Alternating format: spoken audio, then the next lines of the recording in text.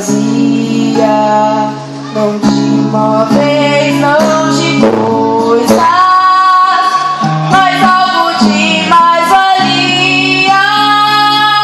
Chamou por ela 3 vezes, foi ao pátio, foi à sala, no quarto achou a resposta da pergunta.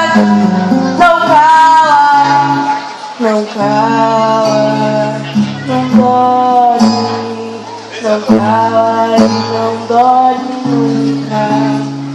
Não cala, não dorme, não cala e não dorme nunca.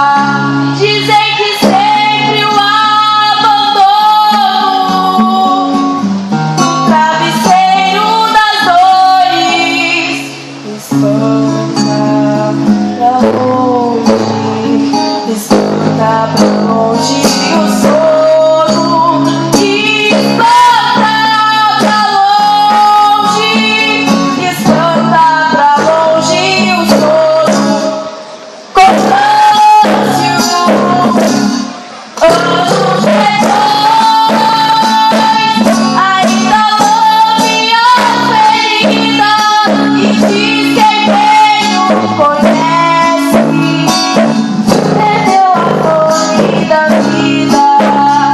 Constâncio, anos depois, ainda lambe as feridas e diz que quem o conhece perdeu a fome da vida.